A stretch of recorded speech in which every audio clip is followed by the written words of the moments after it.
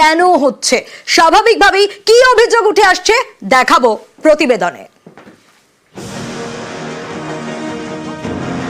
দুই জেলায় পুকুর চুরি।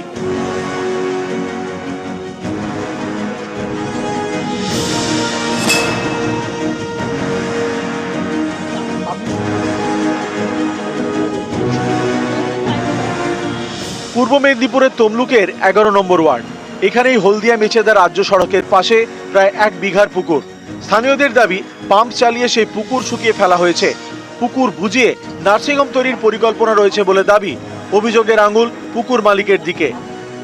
কেনার পরে বলছে যে আমরা এখানে এই পাইলেন ভরাবো, এটা নার্সিংহোমে আর করবো, আপনারা আশীর্বাদ করুন আমি যেন আরো দাঁড়াতে পারি। আইনে আমরা কি করে বুঝবো বলুন? আমরা চাইছি যে আমরা একটু পুকুর যেন আমরা ব্যবহার করতে পাই।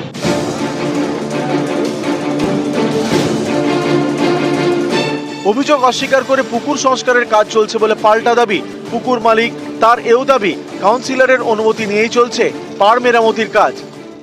আগের দিন তো কাজ বন্ধ করে দিয়েছিলেন, প্রশাসন বন্ধ করে দিয়েছিল, আজকে আবার চালু করলেন। গ্রামবাসীরা সবাই দেখুন সিগনেচার করে আমার কাছে দরখাস্ত করেছে যে আমরা কাজটা করে দিই। এরপরে কাউন্সিলরকে জানিয়ে আমি কাজ করছি। ওরা পুকুরের পাড়টা বানিয়ে ওরা পুকুর কাটে, সেই জন্য পুকুরটা মেরেছে। পুকুরটা 15 থেকে 20 বছর পুকুরটা মারা হয় না, সেখানে এত জঞ্জাল হয়ে পড়েছে, নোংরা জল, সেই নোংরা পরিষ্কার জন্য লেগেছে। আর সেইটার বাইরে একটা ভূত তথ্য দিয়ে গিয়ে বাইরে সেটা কিছু মানুষ সমালোচনা করে সেটাকে বাজে জায়গায় নিয়ে যাচ্ছে। শুধু কাটবানি খাওয়ার ধান্দায় তমলুক শহরে অসংখ্য পুকুর ভরাট করে ওনারা এইসব ব্যবসা বাণিজ্য করছেন। ওখানকার 11 নম্বরের কাউন্সিলরের সঙ্গে একটা আন্ডারস্ট্যান্ডিং করে ওনারা এইসব করছেন।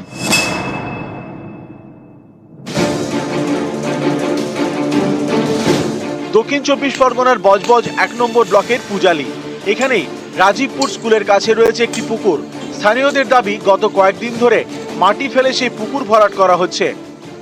পুকুর ভর্তি করছো? নাম কি নাম বললে? কতদূর এটা ইয়ে করবে, ভর্তি করবে?